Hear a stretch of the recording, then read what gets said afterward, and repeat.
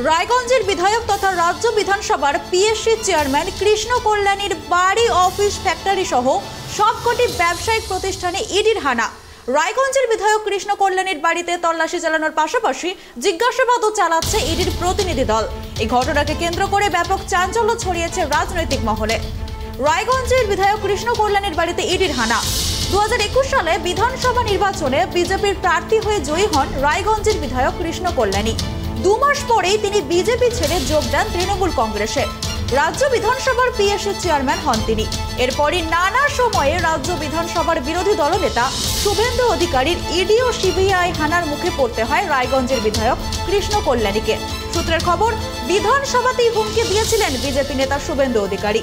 সম্প্রতি রায়গঞ্জের কর্ণজোড়ায় এক জনসভায় শুভেন্দুর এই হুমকি নিয়ে পাল্টা তোপ দেখেছিলেন তৃণমূলের সর্বভারতীয় সাধারণ সম্পাদক অভিষেক বন্দ্যোপাধ্যায়। ঠিক তার দুদিনের মাথাতেই বুধবার সকালেই রায়গঞ্জের বিধায়ক কৃষ্ণ কল্যাণীর বাড়িতে এবং অফিসে হানা দিল ইডি। কেন্দ্রীয় বাহিনী দিয়ে ঘিরে রাখা হয়েছে বিধায়কের বাড়ি, অফিস ও ব্যবসায়িক প্রতিষ্ঠান। রায়গঞ্জের বিধায়ক কৃষ্ণ কল্যাণীর পার্সোনাল অ্যাসিস্ট্যান্ট সৌরভ দাস বলেন, এটা সম্পূর্ণ রাজনৈতিক চক্রান্ত।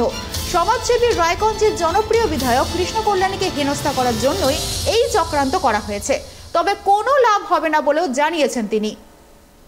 রায়গঞ্জের বিধায়ক কৃষ্ণ কল্যাণীর বাড়িতে ইডির হানা। 7 সকালেই হানা দিয়েছে ইডি। তাহলে কি বিরোধীদের বিরুদ্ধে মন্তব্যের জেরেই হানা দিয়েছে ইডি? রাজ্য বিধানসভার পিএসসি চেয়ারম্যান কৃষ্ণ কল্যাণীর বাড়িতে আচমকা ইডির হানা। বিধানসভা অধিবেশনে শুভেন্দু অধিকারী বিরোধী দলনেতা হুমকি দিয়েছিলেন এবং তারই পাল্টা তোপ দেখেছিলেন অভিষেক বন্দ্যোপাধ্যায় রায়গঞ্জের কর্ণজোড়ার মাঠে। যে শুভেন্দু অধিকারী কিভাবে কৃষ্ণ কল্যাণীকে হুমকি দিয়েছিলেন সে ব্যাপারে তোপ দেখেছিলেন অভিষেক বন্দ্যোপাধ্যায়। ঠিক তার একদিন বাদেই আজ সকালে ইডির আধিকারিকরা হানা দিলেন কৃষ্ণ কল্যাণীর অফিস, কার্যালয় এবং বাড়িতে। এ ব্যাপারে আমরা কথা বলে নেব উত্তর দিনাজপুর জেলা তৃণমূল কংগ্রেসের যিনি ভাইস চেয়ারম্যান সহসভাপতি রয়েছেন, তার সাথে অরিন্দম বাবু। এই যে ঘটনাটা কি মনে হচ্ছে আপনাদের? রাষ্ট্রশক্তির অপব্যবহার এটা চলছে বেশ কিছুদিন যাবৎ। একটা ভয়ের আবহাওয়া তৈরি করার সৃষ্টি। সব সেক্টরের মানুষ আজকে ভারতবর্ষে ভীত সন্ত্রস্ত। যারা ব্যবসায়ী আছে তারা ভীত সন্ত্রস্ত, রাজনৈতিক নেতারা ভীত। একটা একনায়কতন্ত্রের পরিবেশ ভারতবর্ষে চলছে। হিন্দু মুসলিম সবাই ভীত, আতঙ্কে আছে। এই বা কী হয়, এই কি হবে, সব খারাপ চিন্তায় মানুষ আছে। একটা যে ফ্রেশনেস, গুডনেস, এটা ভারতবর্ষের বুক থেকে উঠে গেছে। শুভেন্দু অধিকারী হুমকি দিয়েছেন, তার ফলে কি এটা বড় মনে হচ্ছে? দেখুন, আমরা কারো নাম ধরে কিছু বলতে চাই না।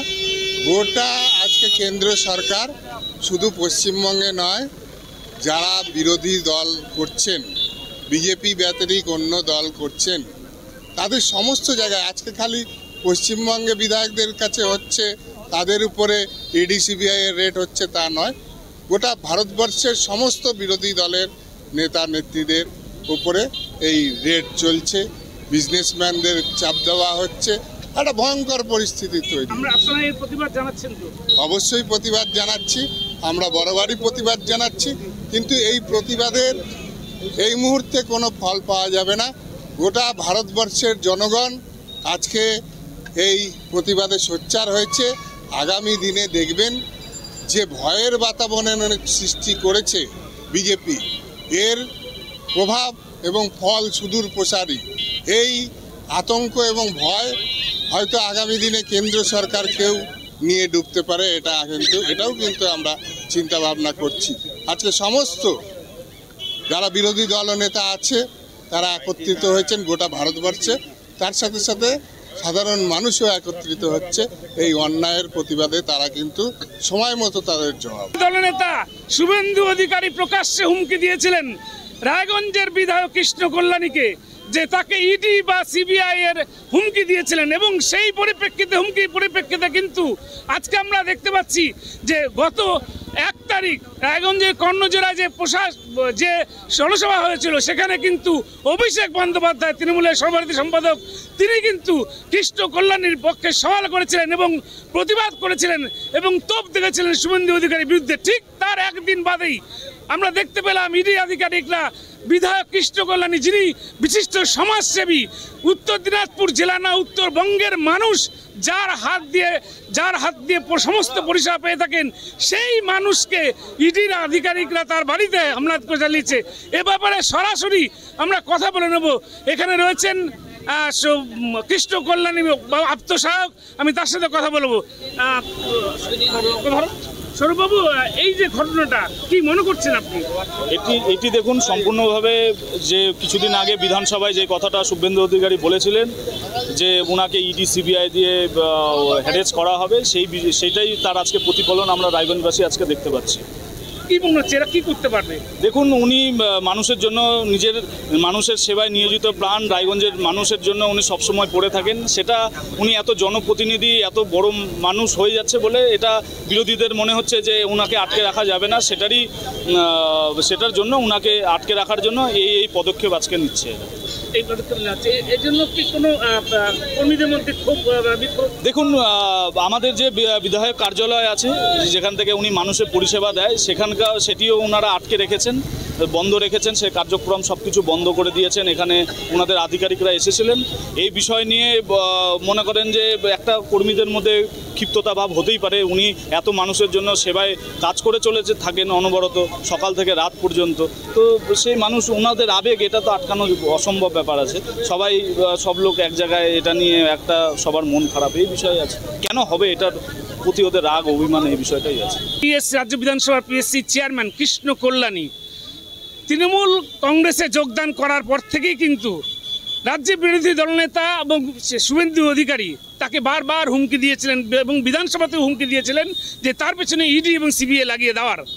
এবং আমরা দেখতে পেলাম যে গত 1 মে অভিষেক বন্দ্যোপাধ্যায় রায়গঞ্জে কর্ণজোড়ায় যে জনসভা করেছিলেন, সেখানে কিন্তু সেই প্রসঙ্গ ওঠে এবং অভিষেক বন্দ্যোপাধ্যায় কিন্তু তার কড়া জবাব দেন শুভেন্দু অধিকারীর এই কৃষ্ণ কল্যাণীর বিরুদ্ধে তোপ দেখার পিছনে, এবং তিনি কড়া ভাষায় শুভেন্দু অধিকারীকে আক্রমণ করেছিলেন। ঠিক তার একদিন বাদে আজ অর্থাৎ বুধবার এই সকালবেলায় কিন্তু দেখা গেল ইডির বেশ কয়েকজন, মানে শুধু কয়েকজন না, বেশ কিছু আধিকারিক তারা কিন্তু কেন্দ্রীয় বাহিনী নিয়ে কৃষ্ণ কল্যাণের বাড়ি থেকে শুরু করে অফিস, কার্যালয় এবং তার সমস্ত ব্যবসায়ী প্রতিষ্ঠান, সেগুলো কিন্তু কার্যত বন্ধ করে দিয়েছেন। এবং যেখানে দেখা যাচ্ছে যে সেই ইডি আধিকারিকরা তারা জিজ্ঞাসাবাদ করছেন এবং এই নিয়ে কিন্তু ইতিমধ্যেই জনমানসে ক্ষোভ উঠেছে। আমরা দেখতে পেয়েছি সেই বিক্ষোভের যে যারা তৃণমূল কংগ্রেস সমর্থক রয়েছেন বা সাধারণ মানুষ রয়েছেন, তারাও কিন্তু এই মানবিক যে বিধায়ক, যিনি সর্বদা মানুষের পাশে থাকেন, তার প্রতি এই আচরণ এবং বিজেপির এই ষড়যন্ত্র কিন্তু মানতে পারছেন না এবং তার জন্য কিন্তু ক্ষোভ উঠেছে। এবং এখন দেখার বিষয় যে ইডি আধিকারিকরা কিভাবে এই প্রতিক্রিয়া সামাল দেন বা কিভাবে এই মোকাবেলা করেন, সেটাই দেখার। তবে মানুষ কিন্তু, জনসাধারণ এবং তৃণমূল কংগ্রেস কর্মীরা কিন্তু সর্বত্রভাবে কৃষ্ণ কল্যাণীর পাশেই রয়েছে। রায়গঞ্জ থেকে গৌতম পাল, খবর ট্রাইব টিভি।